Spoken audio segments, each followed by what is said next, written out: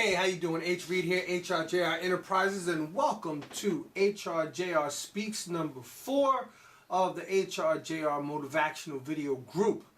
As always, I'm not going to take up a lot of your time. Just want to take up a little bit of your time, but hopefully leave you with a lot to think about.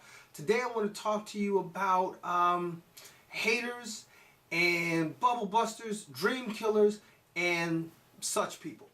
All right? These are the people who, and I talk about them, I write about them, these are the people who, no matter what you got going on in your life, no matter what they think they got going on in their life, these are the people who think that they are qualified to tell you what you are not capable of doing in your life. All right? These are the people who will always critique whatever it is that you're doing, but whatever it is that they're doing is never really up for discussion. None of your business. Don't worry about it. And no matter what you want to put out into the world, they either have something better or a better way of saying it, a better way of doing it, but they never put it out there themselves in that better way, shape, or fashion. Perfect example. My wife was sharing with me a situation she had today. Not so much a situation, but an occurrence, if you will. She tends to frequent different photography sites and blogs and what have you, and she happened to put out some pictures of a shoot that she had recently. Now, somewhere along the lines in these blogs and groups or whatever, these people tend to more or less critique one another's work.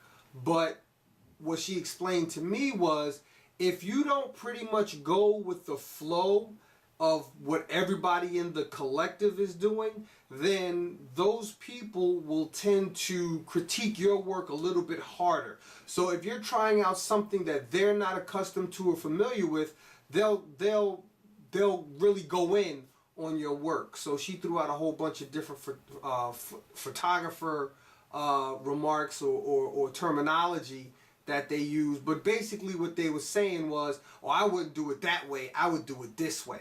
Now, when she told me that, I'm totally familiar with that. As a matter of fact, this is why I told her when she was finished telling me her story. I said, welcome to my world. You know, because there are times that I'll put out blogs, I'll put out videos, I'll even put out things on Facebook, my little status statements. Even when I wrote my book, you know, there are things that people will say, well, I would have said this, that, and the other, blah, blah, blah.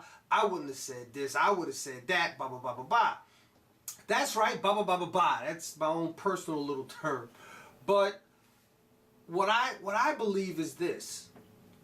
I have the balls to say whatever I'm going to say. My wife, well, she ain't got no balls, but she has the, the guts to, expand her borders and her views and her horizons and her imagination in terms of how she takes her pictures.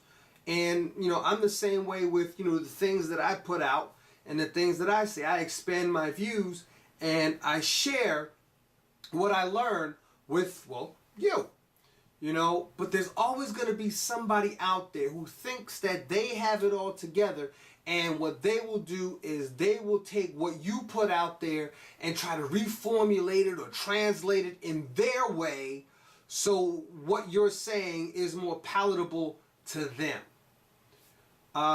This isn't just something that I'm saying it happens to me or my wife. It pretty much happens to anybody who's willing to put themselves out there in any way, shape, or form.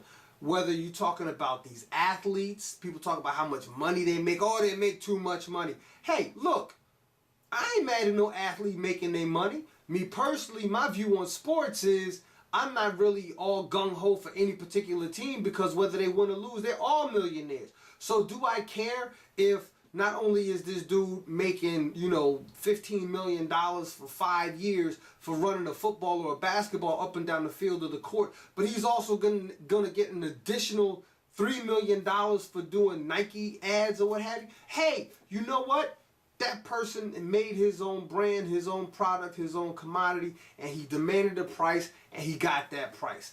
I'm not mad at that. So I'm not going to talk negatively about, he's making too much money. If somebody put themselves out there, I might not necessarily like what somebody puts out, and I may talk about the fact that I don't like what they put out, But that's only because it's not my preference. I can voice my opinion about my preference. But at the same time, because I don't want to be called a hypocrite, I'm not going to knock that person's hustle. I don't have to like what you put out. You don't have to like what I put out. Those people didn't have to like the pictures that my wife put out. But that doesn't give any of us the right. No matter what you think, you have the right to free speech or what have you. But morally speaking, humanly speaking, you don't have the right to pretty much crap on somebody else's effort if you don't have anything valuable to offer in terms of how they can better that. So they better their effort, I mean.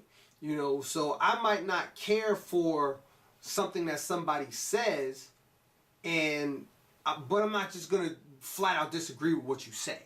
You know, I might not care for a particular path that you chose. I'm not just going to flat out disagree with the path you chose. If I'm close to you, or if I'm a friend, or if you ask me for my advice, I'm going to offer you perhaps what I believe to be, especially if you're asking me my opinion, what I believe to be a more positive or productive direction to go. And like my wife tells me all the time, just because you offer the advice doesn't necessarily mean I have to take it. So all in all, what I'm saying is you're going to encounter people in your life who are not everybody is going to agree with everything you do.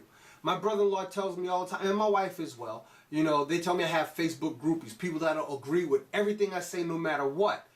Which, I mean, I appreciate that because I like to think that I make sense. I'm only being honest. But at the same time, I also have people who will challenge everything I say. Now, those people fall into a couple of different categories. Some people are challenging me because they want me to bring out more and further substantiate what I'm saying. And then there are others who just, you know what? Quite frankly, and if this is you, whoever you may be, it is what it is. You know, there are people who, really, you ain't got shit going on. Ooh, I really don't try to curse on you. You don't have anything else going on. And, you know, I put something out there, you just want to challenge it and shoot it down. I don't care.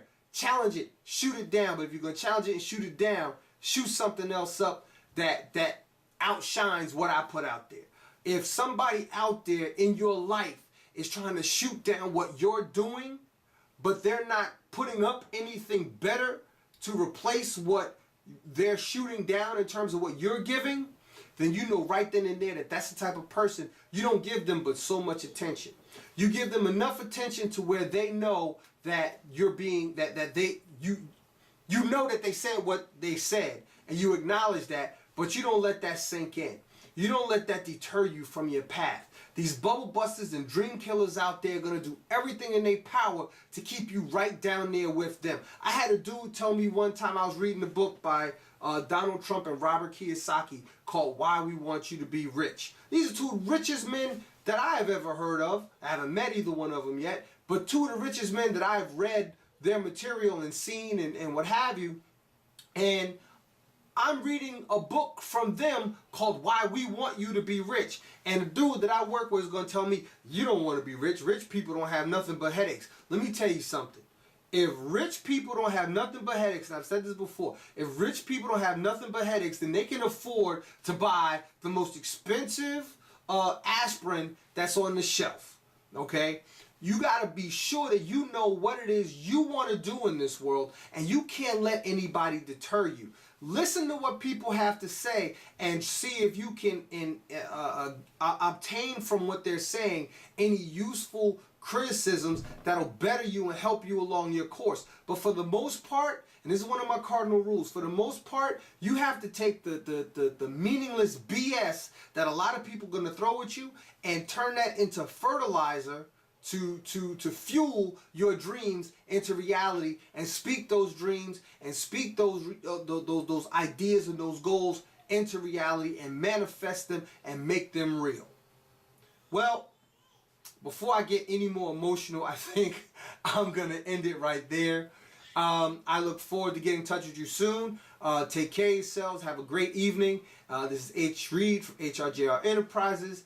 And I will talk to you when I talk to you when I talk to you again. Take care. Have a good night. Bye.